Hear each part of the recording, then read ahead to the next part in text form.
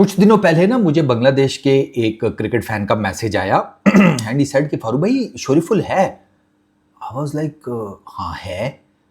तो he said कि नहीं वो आप कह रहे थे ना नहीं है। तो मैंने कहा यार वो पहला टेस्ट मैच तो नहीं खेला था ना, तो नाहिद और वो नहीं है ना। ही सेड कि नहीं आप शायद कहना चाह रहे हैं कि वो स्क्वाड में नहीं है। मैं कहा मैंने स्क्वाड का तो वर्ड नहीं बोला था, मैंने बोला था। मैं कहा नहीं यार स्क्वाड में है, पहले टेस्ट मैच में नहीं था। नाहिद तो स्क्वाड में ही नहीं है ना, नाहिद के तो फिटनेस के इश्यूज थे। Shoriful was in the squad, लेकिन शोरीफुल भी हैमस्ट्रिंग इंजरी से रिकवर कर रहा था, स्क्वाड में था वो। और आज वो खेला है 11 ओवर्स 2 मेडन 35 रन्स दिए हैं, 6 विकेट्स लिए हैं। उधर स्टार्क ने 6 विकेट लिए हैं, उधर ये 6 विकेट लेकर अपनी टीम को मैच में ले आया है।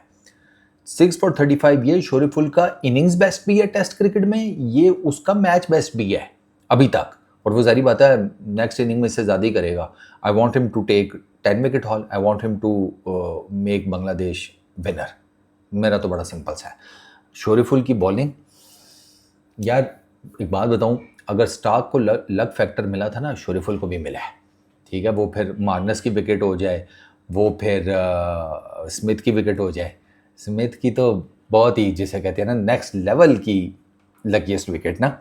तो लेकिन Shoriful bowled brilliantly, brilliant bowling.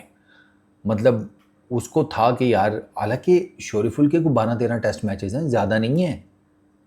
Shoriful को बहुत ज़्यादा टेस्ट क्रिकेट नहीं खेला हुआ, लेकिन मैंने उसकी बॉलिंग देखी हुई थी। मैंने उसकी पीएसएल में बॉलिंग देखी हुई थी, मैंने उसकी बांग्लादेश में वाइड बॉल के साथ बॉलिंग देखी हुई है, मैंने उसकी इवन रेड बॉल के साथ भी बॉलिंग देखी हुई है। तो मुझे इसी वजह से था, मैं इसी वजह से पहले टेस्ट मैच में कह रहा था कि बांग्लादेश के पास उनके 2 मेन वेपन नहीं हैं अभी, और फिर भी वो जीत गए हैं पहला टेस्ट मैच। आज आप देख लें शोरीफुल को, मतलब मके की विकेट ने आज जो लेफ्ट आर्म पेसर्स थे उनको तो सही जिसे हेल्प किया, पहले स्टार को किया फिर शोरीफुल को किया। शोरीफुल को एज ये था कि शोरीफुल ने करनी थी सेकंड इनिंग्स में बॉलिंग, तो उसके पास ना एक पिच मैप था ऑलरेडी स्टार की फॉर्म में कि भैया ये कहाँ गेंदें कर रहे हैं, किस लाइन पे किस लेंथ पे ये बॉलिंग कर रहा है। 2 के स्टार्क आपको पता है फुलर लेंथ रखता है, वो लेट स्विंग करने के चक्कर में ना स्टार का तो लेट स्विंग ही बड़ा लीथल है। शोरीफुल ने वो वाला काम नहीं किया। शोरीफुल ने पकड़ी 4-6 मीटर वाली वो जो लेंथ होती है ना, लेंथ उसने वो पकड़ी और गेंद उसने भी ठीक ठाक घुमाई है इन दी है, ठीक ठाक किस्म की। क्योंकि मैंने देखा कि व्हाट आई फेल्ट कि मके की विकेट पे गेंद स्विंग भी ज़्यादा हो रहा था, सीम भी ज़्यादा हो रहा था, और राइट आर्म बॉलर्स की निस्बत लेफ्ट आर्म बॉलर्स का ज़्यादा हो रहा था। This is what I perceived. जो मैंने जितना देखा ना ये टेस्ट मैच, उससे मुझे ये अंदाज़ा हुआ कि जो लेफ्ट आर्म पेसर्स हैं ना, उनके लिए ये विकेट ज़्यादा लीथल है। आप स्टार्क को देख लें, उसने 22 गेंदों के ऊपर 5 कंप्लीट कर लिया, छठा फास्टेस्ट 22 गेंदों के ऊपर, तो उससे आपको आइडिया हो जाता है। शोरीफुल के पास जैसा मैंने आपको बताया ब्लू प्रिंट तो था, उसने सिर्फ लेंस की जिसे कहते हैं अल्ट्रेशन की है, बोलो लाइन उसने विकेट टू विकेट ही रखी है, क्योंकि उसे पता था कि गेंद जो है ना आगे पीछे हो रहा है भाई साहब, बोल्ड एलबीडब्ल्यू के अन्य वाह चांस हैं, एज भी निकलेंगे। उसने वही चीज़ जो है वो की। और शोरीफुल ने स्टार्ट किया जिसे कहते हैं मार्नस से, वो बेचारा अनलकी गेंद पड़ के थोड़ा सा अंदर आया, इसने लेग साइड के ऊपर खेलने की कोशिश की, वैसे कि थोड़ा सा ज़्यादा ही बाहर चला गया था। ये थोड़ा सा ना ज़्यादा परली तरफ हो गया था ऑफ स्टम्प वाली साइड पर ना, अगर ये खड़ा खड़ा थोड़ा लेग साइड पे खेलने की कोशिश करता शायद बच जाता। थाई पैड पे लगी विकेटों में गेंद घुस गई। आ जाए ट्रेविस हेड के ऊपर, सीधा सीधा विकेटों में आता हुआ गेंद है, विकेट से थोड़ा सा बाहर कर ले चले, ऑफ स्टम्प से थोड़ा सा बाहर, उसको वो मुझे नहीं समझ आया क्या खेलने गया है। वो कौन सी शॉट थी वो खुद ही ट्रेविस हेड बता सकता है। मुझे नहीं समझ आया कि इतनी करीब से एंगल्ड बैट के साथ वो कहाँ निकालना चाहता था गेंद, वो तो कहीं नहीं निकाल सका। हाँ, शोरीफुल ने जहाँ निकालनी थी ना गेंद, वहाँ उसकी गेंद निकल आई, इनसाइड एज बोल्ड।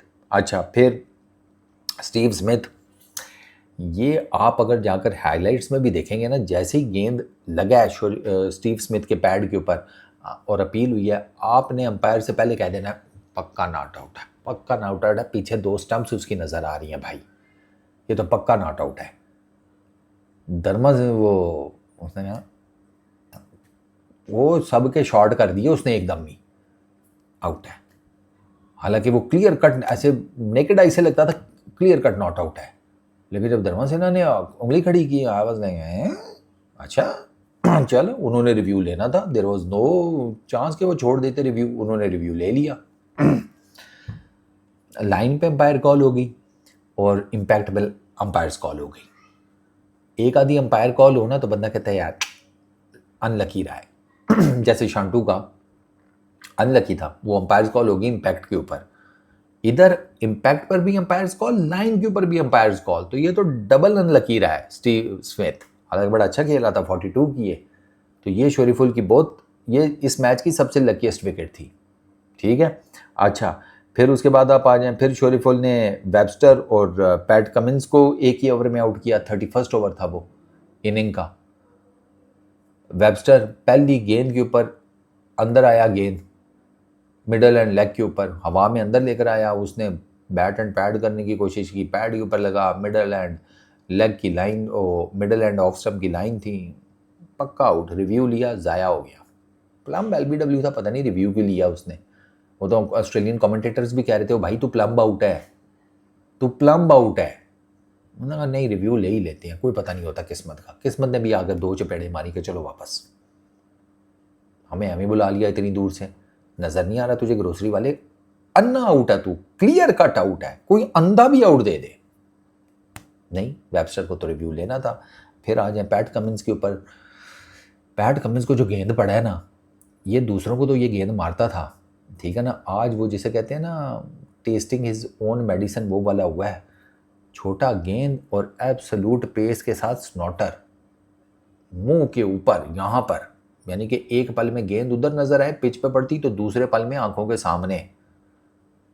कि पैट कमिंस बेचारा क्या करता, मुंह पीछे करके यूं किया, ग्लव, शोल्डर, तीसरी जो चीज लगी गेंद को वो थे लिटन दास भैया के ग्लव।